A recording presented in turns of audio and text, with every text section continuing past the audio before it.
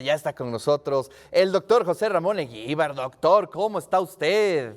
Muy buenos Está- días. Muy buenos días, Ricardo, a ti y a todos los que nos ven a través de Televisión Boab. Pues estamos bien, Hoy, contentos. ¿dónde vio el eclipse ayer, Doc?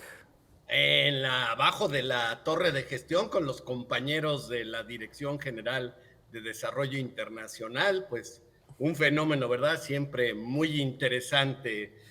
Me recuerdo muy bien de el anterior, del Claro. 91, cuando se oscureció totalmente en la zona centro del país. Y era muy interesante ver que cuando se oscureció los pájaros cantaban. Ahora había un proyecto, por cierto, para ver cómo perciben las aves ese cambio, ¿no? Ese que es pues muy pequeñito, ¿no? El espacio de tiempo que se callan y luego vuelven Sí. a tener pues la conducta que tienen cuando es de oscuridad, ¿no? Entonces, pero estuvo muy interesante, muy movido, había muchísimos estudiantes, entonces eso hace muy agradable después de regresar de vacaciones. La verdad Sí. es que cayó muy bien. No, la verdad es que a mí me asombra digamos, la relación que hay con el eclipse, ¿no? La gente se emociona muchísimo, es muy padre, ¿no?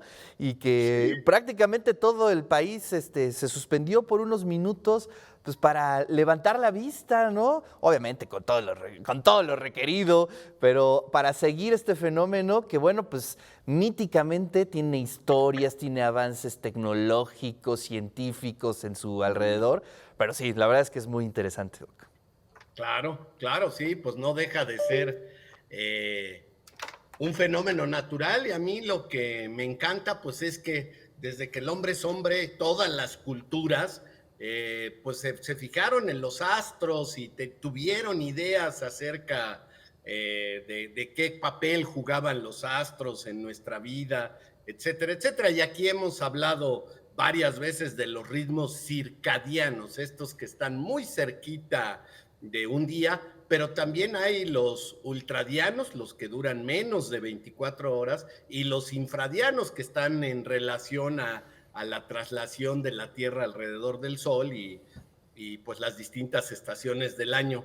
Y eso siempre, siempre creo, desde que el hombre es hombre y empezó a tener conciencia de él y sus alrededores, pues lo ha analizado de una manera muy detallada, de tal manera que los egipcios, los sumerios, Claro. los mayas, en fin, muchísimas culturas hayan dedicado mucho tiempo a ver el cielo y a registrar el movimiento de los astros que se podían ver primero a simple vista y luego con el uso de telescopios. Así es, Doc. Y bueno, algo que también debe llamar nuestra atención, sin duda alguna, es el dengue. ¿En qué estamos, Doc? ¿En qué situación estamos en relación con el dengue? Y sobre todo, ¿qué tenemos que hacer para enfrentarlo? La situación es muy preocupante, ha ido incrementándose. Para darte una idea, en el año 2000 se tuvieron 500,000 de casos de dengue en todo el mundo y 19,685 muertes. Pero 9 años después, en el 2019, pasamos de 500,000 a 5 millones de casos y de 19,000 a 30,000 muertes. El problema es que ahora que en el sur están saliendo de la época otoño-invierno, los 2 primeros meses de este año, Brasil ya reportó 1 millón de casos y 214 muertes.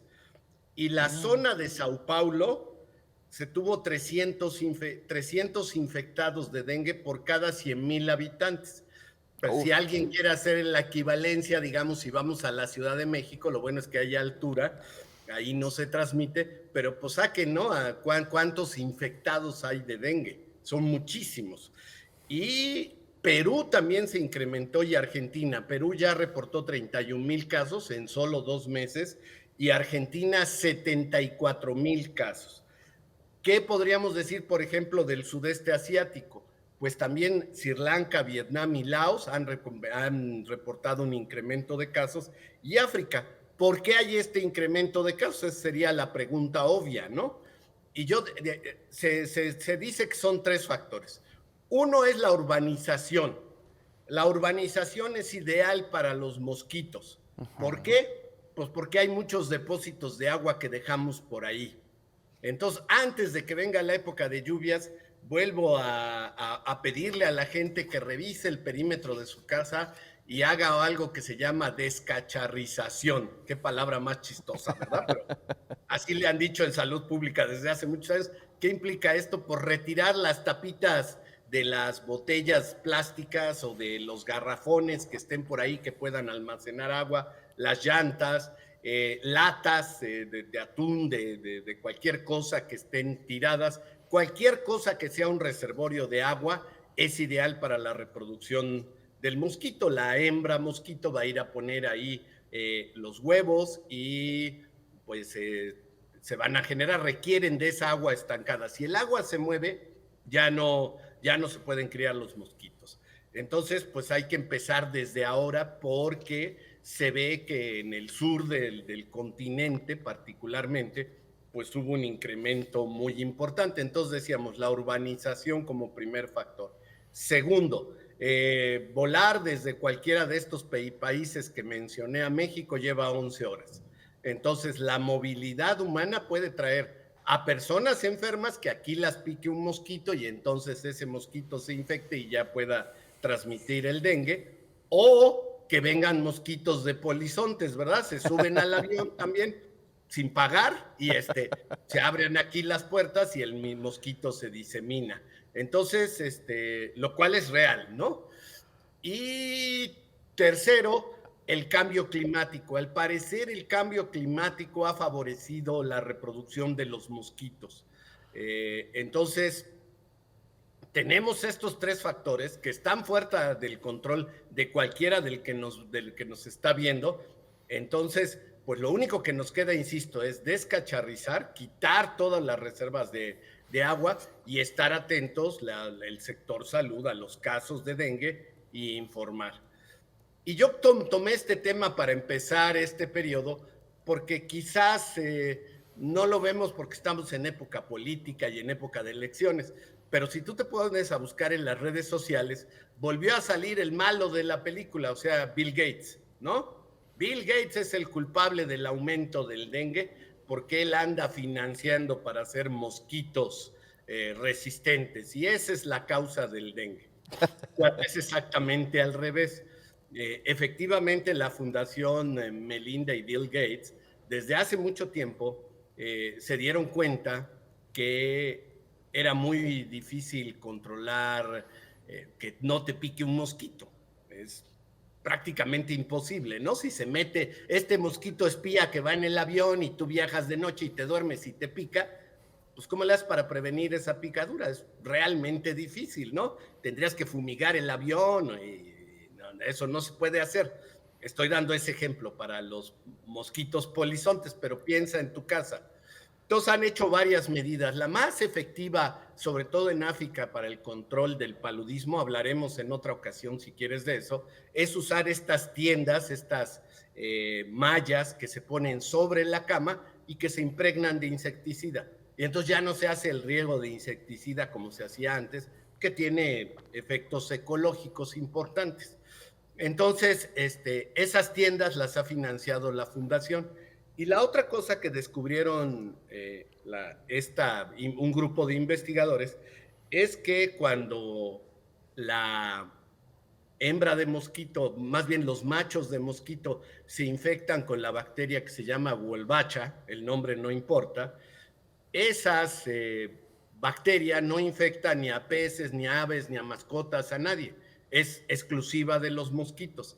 Y los machos, sobre todo Aedes aegypti, así se llama el mosquito principal que transmite el dengue, cuando se infectan, al aparearse con las hembras, le transmiten la bacteria Wolbachia y cuando la hembra pone los huevos, estos son estériles.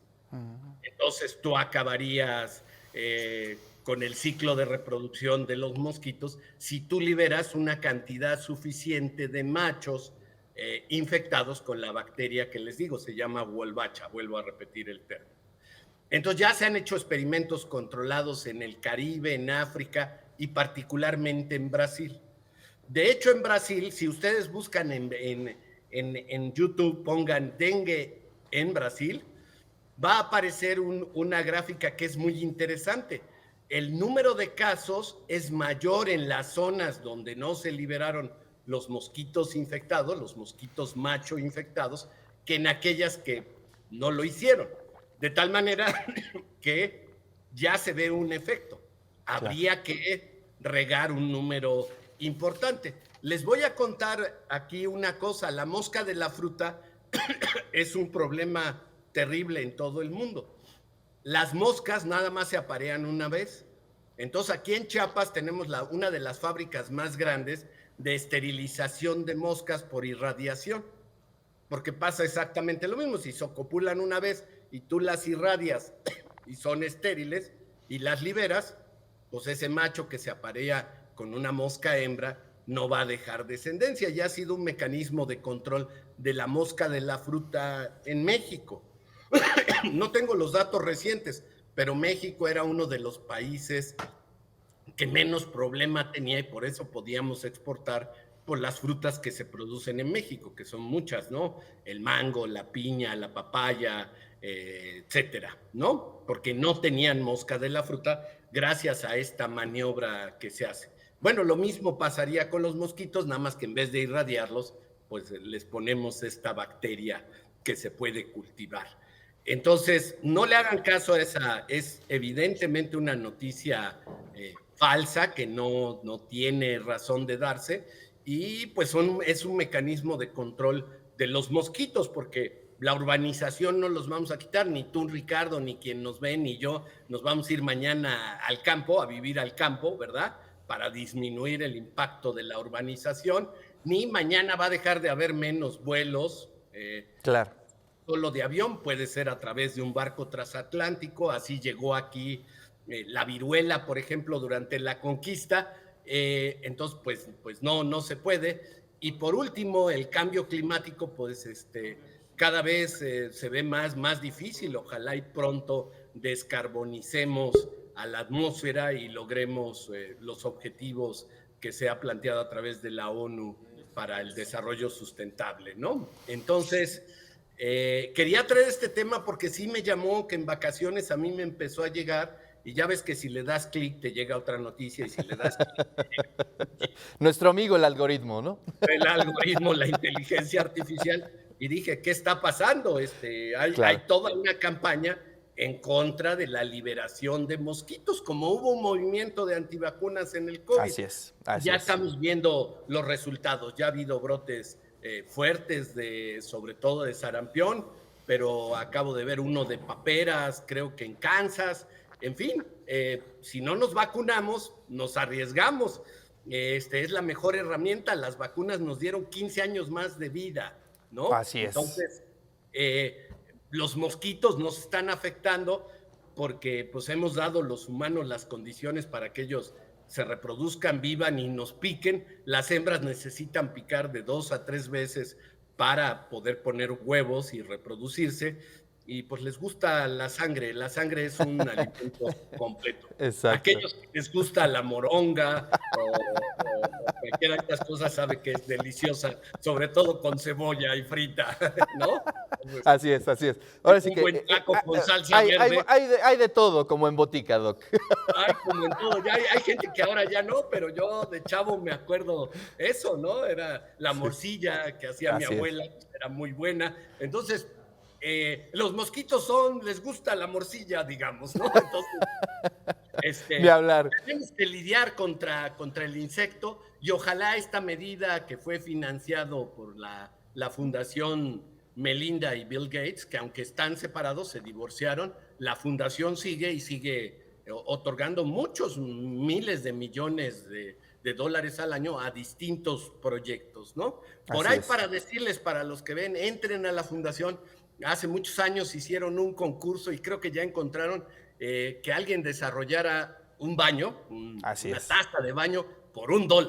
Ese era el reto. Y hubo muchísimos ingenieros e innovadores que se pusieron a trabajar para tratar de hacer esto, porque un problema global pues es las excretas. Somos 8,000 millones de habitantes de la Tierra y las excretas pues son un problema en muchos países, en otros por suerte no, debido a la urbanización. Algo también tiene bueno la urbanización, no hay que estigmatizarla. Así es.